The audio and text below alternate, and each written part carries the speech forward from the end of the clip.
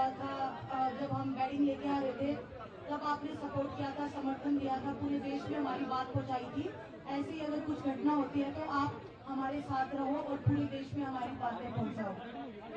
और हम इस प्रोटेस्ट को इंटरनेशनल भी लेके जाएंगे। जो बाहर के ओलंपियंस हैं, ओलंपिक चैंपियंस हैं, उनको भी हम लेटर लिखेंगे कि वो भी लेटर लिख के हमारा समर्थन दें इसमें।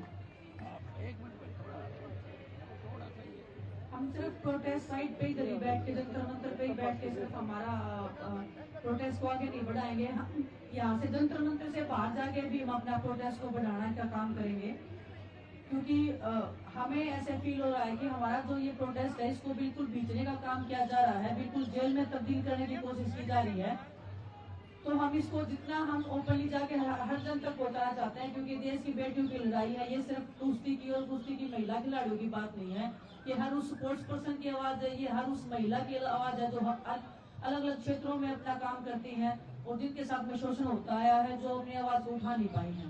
तो आज का जो हमारा प्रोग्राम है, हम कनॉट प्लेस में जाएंगे और जितने भी लोग हैं हम सबके सामने अपना प्रोटेस्ट है उसकी बातें रखेंगे कि हमारे साथ में ऐसे हो रहा है और हमारी इस न्याय की लड़ाई में हमारा साथ दीजिए। हम दिल्ली के अलग अलग संगठनों के से भी बातचीत कर रहे हैं, उनके संपर्क में भी हैं और आने वाले टाइम में 21 तारीख का हमने हमारे बड़े बुजुर्गों ने कॉल दिया है। अगर तब तक कुछ फैसला नहीं होता है तो उसके बाद हम कोई बड़ी कॉल ले सकते हैं। तो दिल्ली के महिला संगठन है या छात्र संगठन है, जितने भी संगठन है, किसान संगठन है, सबसे हम कॉन्टेक्ट में हैं और बड़ी कॉल हम ले सकते हैं 21 तारीख के बाद में। लंबा समय हो गया और कोई पॉजिटिव रिजल्ट नहीं आए। मैंने 4 तारीख में आपसे वादा किया था कि मैं यहाँ परमानेंट के लिए बैठूं। मैं जबान दे के फिरता नहीं हूँ। बाबा साहब अम्बेडकर ने भी कहा कि किसी भी देश की तरक्की का पैमाना मैं उस देश की महिलाओं की तरक्की को मानता हूँ।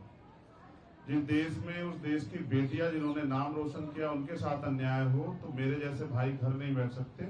वो जिन हालातों में यहाँ हैं उन्हीं हालातों में उसी बिना सुविधाओं के हम लोग इस आंदोलन को अब लड़ेंगे और जब तक हम लोग नहीं जीतेंगे तब तक ये आंदोलन हमारा यही इसी स्थल से जारी रहेगा। और मैं अपने सभी साथियों से कहूंगा, मैं इसलिए चुपचाप आया कि फिर क्योंकि मेरा मकसद दिखावा करना नहीं है। अगर मैं दिखावा जोड़ लगा के आता तो पुलिस के लोग बाहर ही रोक लेते। अब मैं आ गया हूं तो जो मुझसे प्यार करने वाले वो भी आ जाएंगे।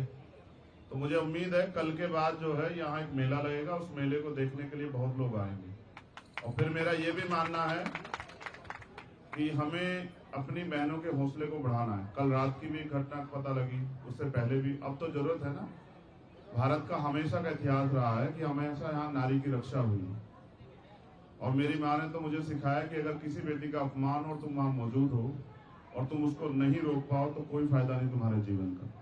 मैं अपनी बहनों को दिया वचन निभाऊंगा और मेरा वादा है कि वो जो चाहती थी गांव तक प्रोटेस्ट जाए, कल के बाद आप देखना गांव तक प्रोटेस्ट जाएगा। आपको गांव से खबर मिलेगी, कस्बों से, तहसील से खबर मिलेगी कि सब लोग न्याय मांग रहे हैं देश के प्रधानमंत्री जी से।